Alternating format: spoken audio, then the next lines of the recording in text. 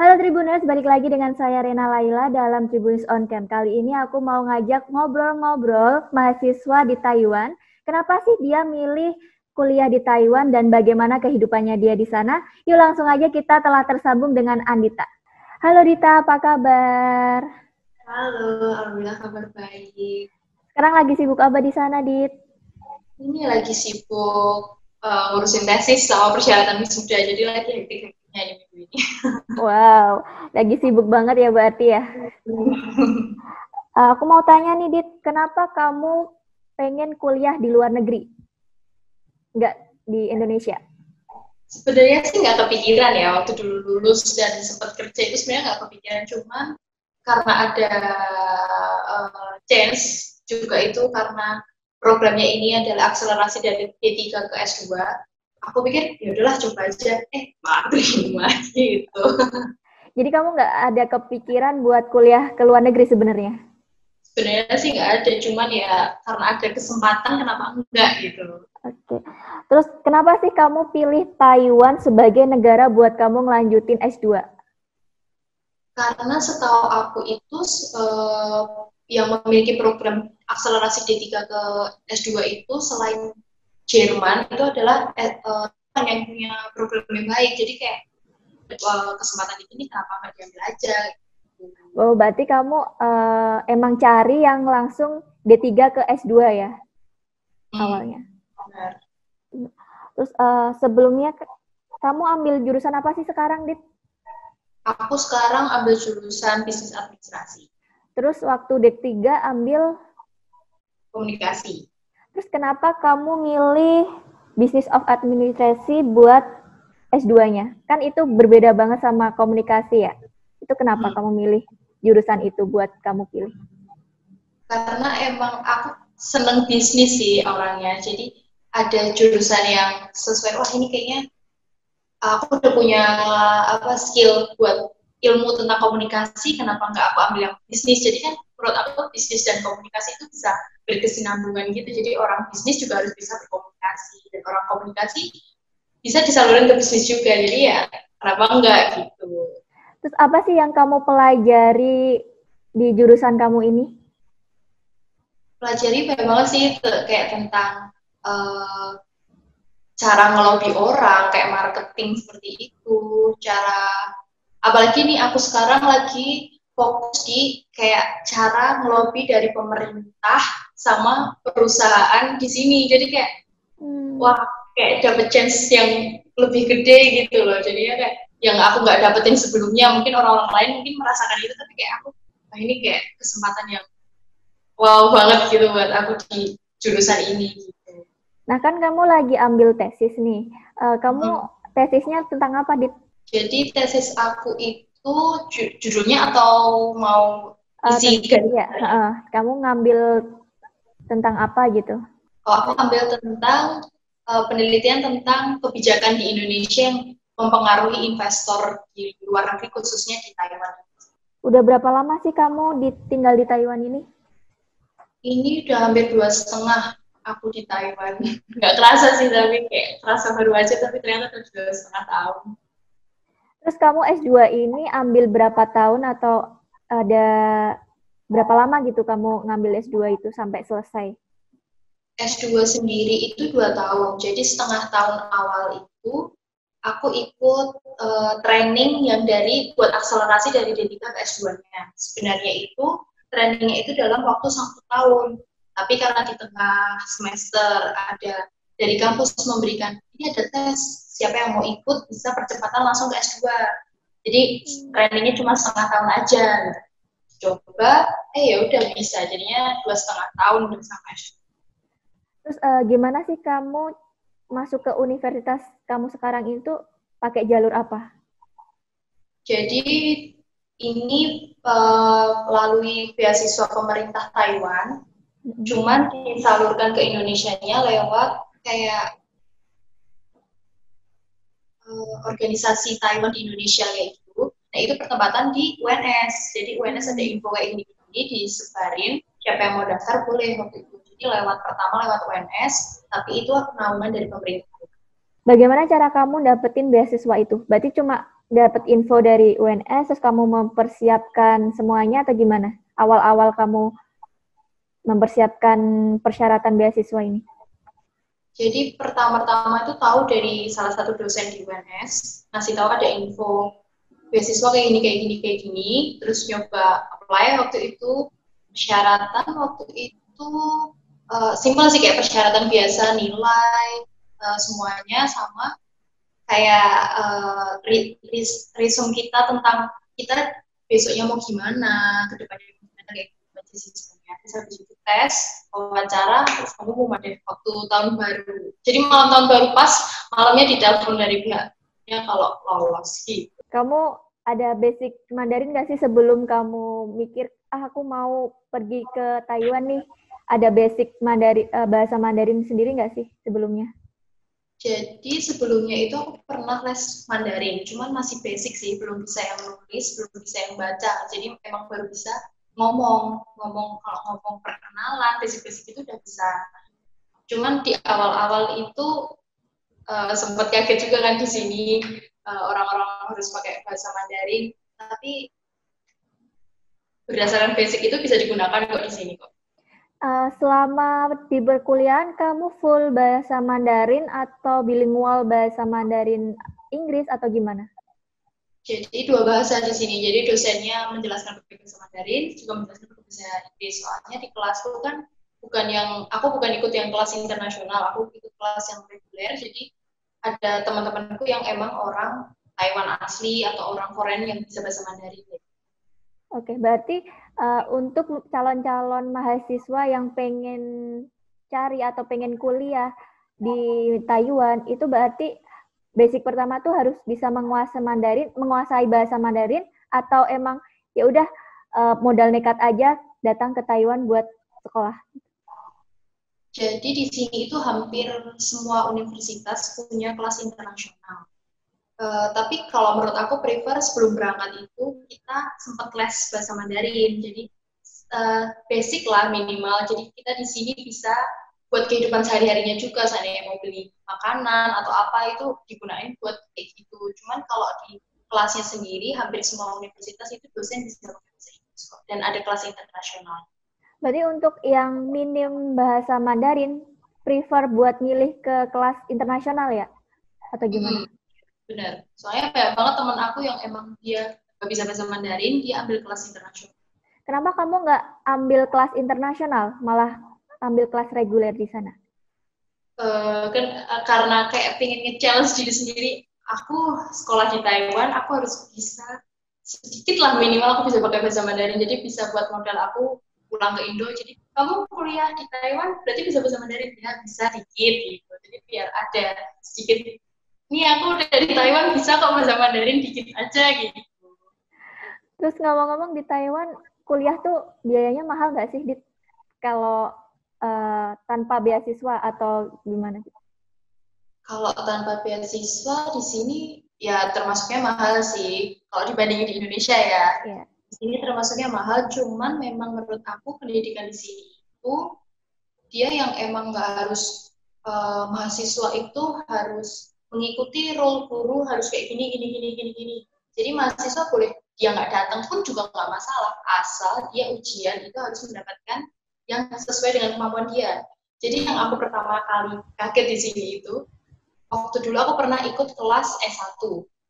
Salah satu dosen aku nyuruh aku buat lihat ke kelas S1, buat lihat kehidupan mahasiswa di Taiwan.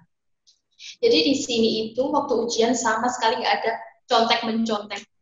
Orangnya memang beneran ngerjain sendiri dan nggak ada itu kan bedanya kadang-kadang bawa apa dicontekan apa nih, nggak ada di sini ngerjain sendiri dan hasilnya emang nggak bagus-bagus banget nih, kayak ada 2, 1, 3 gitu. Tapi mereka itu pede aja ngomong nilai kamu berapa 3 gitu, nilai kamu berapa 2. Jadi kayak di sini tuh emang diterapkan hasil yang kamu dapat itu atas apa yang kamu lakuin gitu. Jadi kayak puas aku dapatnya 2 ya emang karena aku belum bisa di mahir situ gitu. Jadi kayak beda banget ya sama Indo gitu kan. Kalau di Indo emang harus kamu ditargetkan harus nilai yang bagus kayak gitu. Dan di sini tuh enggak. Boleh tahu nggak sih rata-rata biaya per semester di sana itu berapa? Untuk S1 atau S2? S1 berapa, S2 berapa, sekitar berapa gitu? Di sini S1 itu malah justru lebih mahal daripada S2. S1 di sini untuk jurusan bisnis kayak aku itu sekitar 30 juta itu satu semester. Kalau untuk S2-nya untuk jurusan bisnis sekitar 25. Tapi emang kalau bisnis tuh menurut aku di sini murah sih dibanding teknik. Kalau di sini teknik emang mahal. Sekitar berapa kalau teknik di sana itu? Teknik itu bisa sampai 50 lah. Per 50-an semester? per semester. 50 juta per semester. Iya. Wow, mahal juga. Terus kamu dapat beasiswa ini, beasiswanya penuh atau gimana? Jadi pertama itu waktu aku training itu beasiswa penuh. Cuman aku harus bayar asrama di sini. Sedangkan aku sekarang udah mulai S2 itu aku tetap bayar, cuman bayar kayak uang praktek gitu aja sih. Tapi aku tetap dapat uang saku dari pihak kampus. Untuk selama kamu S2 ini, nominal berapa yang kamu udah keluarin per semesternya? Rata-rata? Rata-rata sekitar buat S2 25-an mungkin. Satu semester 25-20 lah. Itu udah include sama beasiswa atau emang itu di luar dari emang kamu uang kamu sendiri atau gimana? Iya, uang aku sendiri kayak seandainya buat kunjungan kemana kayak gitu itu uang sendiri. Itu per semesternya sekitar 20 sampai 25 juta. Satu tahunnya berarti 2 semesternya. 2 semesternya sekitar segitu. Oke. Berarti kamu sekarang ini lagi tinggal di asrama atau gimana? Iya, aku tinggal di asrama. Emang kalau mahasiswa internasional atau mahasiswa luar negeri itu emang diwajibkan buat di asrama atau gimana, Dit? Jadi di sini kalau 1 tahun pertama itu mungkin karena takutnya dari pihak kampus kan ini anak belum tahu tentang kehidupan di sini, nah itu 1 tahun pertama itu diwajibkan buat di asrama. Tapi setelah itu boleh dipersilakan mau keluar ke apartemen juga nggak masalah. Cuman kayaknya aku lebih prefer di asrama, soalnya kan lebih dekat sama kampus ya, cuma tinggal nyebrang doang, jadi mendingan di asrama aja. Nah, biaya per bulan buat kamu keluarin buat asrama itu berapa? Sekitar berapa? Kalau asrama sendiri sih aku gratis sih dari kampus ya. Kalau teman kamu yang nggak asrama, sekitar berapa sih yang harus dikeluarin buat biaya tempat tinggal? Biaya tempat tinggal satu semester kalau asrama itu murah, cuma 5 juta satu semester. Berarti emang kebanyakan emang pada ambil di asrama atau emang di sana tuh ada kayak apartemen khusus mahasiswa atau gimana gitu nggak sih? Emang kebanyakan pada ambil asrama sih, soalnya emang lebih murah. Soalnya kalau apartemen di sini nggak ada yang khusus mahasiswa, jadi apartemen bebas gitu. Dan itu harganya 5 juta buat 1 bulan. 5 juta rupiah per bulan? Iya, benar. Jadi pada lebih milih ke asrama. Terus kalau buat biaya makan sendiri, di sana mahal nggak sih? Untungnya di kotaku ini termasuknya murah. Jadi biaya hidup di kotaku ini sama kayak biaya hidup di Jakarta lah. Jadi termasuknya yang nggak beda banget sama Indo gitu. Berarti sekali makan kamu harus ngeluarin berapa? Sekali makan kalau dirupiahin sekitar 50.000 dapat kok di sini. Itu kamu belinya di kayak kantin kampus atau kamu jajan di luar kampus gitu, harga segitu, Dit? Sebenarnya sih aku catering. Jadi di sini ada catering masakan Indo. Yang orang Indo yang nikah sama orang sini, jadinya dia bikin usaha kayak gitu. Jadi sering catering makanan Indo sih kalau pagi biasanya, biar lebih semangat. Paginya kan makan makanan Indo tuh semangat gitu. Berarti selama ini kamu sering catering makanan Indonesia ya? Berarti jarang banget makan di luar atau gimana?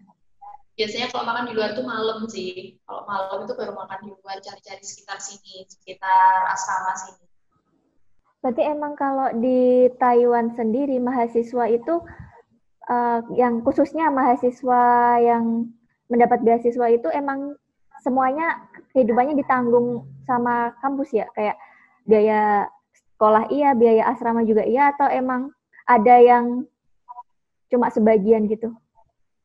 Jadi di sini emang kebijakan dari kampus beda-beda sih. Ada yang emang seperti itu, yang kayak aku tadi. Ada yang emang cuma dibiayain asramanya aja, tapi biaya kuliahnya bayar sendiri dan dapat apa uang saku gitu tuh juga ada. Jadi beda-beda. Jadi kayak ada yang beasiswa yang dari Indonesia kayak LPDP kayak gitu, mereka full, cuman emang harus berdasarkan nilai. Kalau nilainya tidak memenuhi rata-rata, emang pas semester itu nggak dapat beasiswa gitu. Jadinya ya sama-sama berat sih sebenarnya beasiswanya tuh. Terus kamu per bulan dapat uang saku berapa dari kampus sendiri?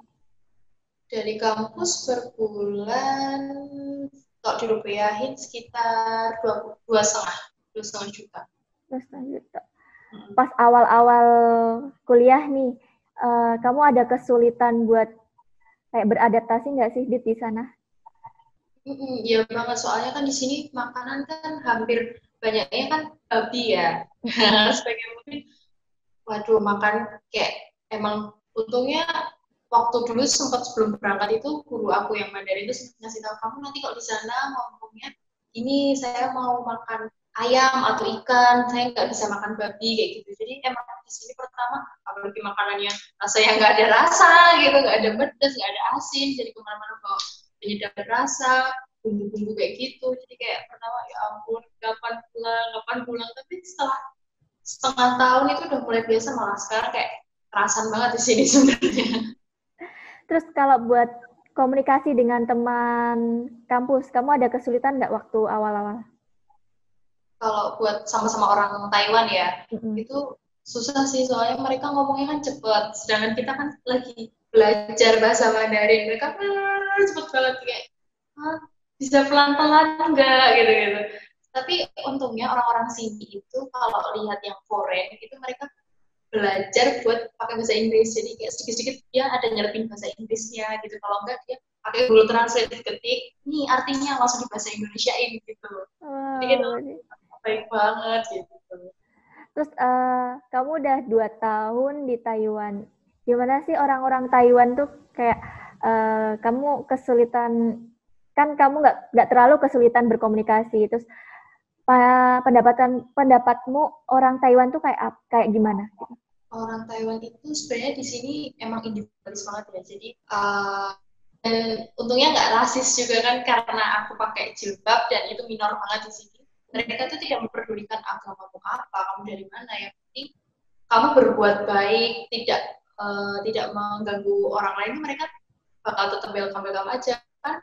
Sering banget kita lagi jalan gitu sama teman-teman, ada yang pakai jilbab, ada orang sini tapi nyapa niha gitu, baik-baik banget di sini tuh sebenarnya. Cuman ya emang awal-awal itu kayak risihnya karena diliatin, karena kita pakai jilbab kan diliatin dari atas sampai bawah gitu tuh. Tapi kalau udah kelamaan ya udah biasa aja gitu. Malah sapa baik-baik semua di sini. Nah, kamu kesulitan nggak sih buat cari masjid atau apa? Terus gimana kamu cara beribadahmu di sana tuh kayak gimana? Kalau masjid di sini di kota aku tuh cuma ada satu. Untungnya itu deket sama kampus aku. Jadi cuma naik bis sekitar 10 menit. Jadi itu kalau buat waktu ibadah di jam-jam kuliah, dosen dan teman-teman tuh baik banget. Jadi kayak mempersilahkan seandainya kamu mau sholat di dalam kelas itu nggak apa-apa. Jadi mereka akan memberikan waktu belajar itu sekitar 5-10 menit buat kita yang muslim buat sholat. Jadi toleransi banget. Toleransinya tinggi banget ya. Berarti kamu nggak kesulitan buat menjalani aktivitas beribadahmu di sana? Enggak sama sekali. Jadi kayak kamu mau ibadah ya udah nggak apa-apa gitu. Nah, ngomong-ngomong nih kan Lebaran kemarin kamu baru pertama kali nih sendiri Lebaran sendiri di negara orang. Gimana perasaanmu? Jadi aku Lebaran ini udah di sini kebetulan aku Lebaran udah ke 3 kali. Oke, berarti 3 kali sih enggak? Iya, cuman yang kemarin emang kerasa beda banget karena corona ini ya. Jadi nggak boleh ada sholat id di masjid. Jadi kita yang teman-teman aku yang muslim di sekitar sini di basement kampus ini kita izin buat ngadain sholat, ya itu kebetulan boleh dan emang rasanya beda banget sih. Beda banget sama tahun kemarin aja udah beda karena jauh dari keluarga ya, apalagi ini gitu udah gak ada keluarga, gak ada buber sama teman-teman atau apapun itu, dan udah kita setelah sholat dan salam-salam udah balik ke kamar masing-masing kayak gitu. Terus kamu selama masa Ramadan di Taiwan, kegiatan di sana tuh aktivitas buat agama Islam gitu ada nggak sih? Sebelum corona ini itu biasa aja, jadi kayak seandainya ada tarawih itu tetap bisa di masjid, ada apapun itu di masjid tetap bisa.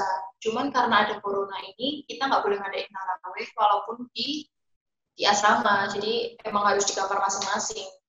Ya emang karena corona ini sendiri sih, jadi kayak terhambat banget. Kalau dari sebelumnya sih nggak masalah sih. Terakhir, apa yang kamu kangenin dari Indonesia yang nggak ada di Taiwan? Yang nggak ada di Taiwan, yang jelas makanannya. Makanan bersantan, pedas, asin, ya itu nggak ada di sini. Itu kangen banget beneran. Berarti emang makanan kamu kayak nggak cocok banget ya sama makanan di Taiwan? Waktu awal-awal sih emang kayak nggak doyan makan banget sih. Cuman karena mau nggak mau, jadinya kayak ya udahlah, nggak apa-apa. Jadi kayak udah kebiasaan makanan hambar, ya udahlah. Jadi kayak seandainya daging ayam yang nggak ada rasa apapun, kayak ya udah biasa aja gitu. Cuman emang paling dikangenin banget emang makanan Indonesia. Dan itu teman-teman Taiwan aku juga ngomong, wah makanan Indonesia enak banget emang. Ya sih, emang kalau di Indonesia kaya rasa banget ya. Benar. Terima kasih ya Andita Darmadea telah mau ngeluangin waktunya buat ngobrol-ngobrol di Tribun News on Cam. Stay safe and stay healthy ya di sana. Iya, makasih. Makasih juga Tribun udah mau tanya-tanya ke aku di sini, jadi kayak ya ampun bisa ngobrol sama teman-teman Indo gitu. Oke, gitu aja ya Dit. Bye-bye.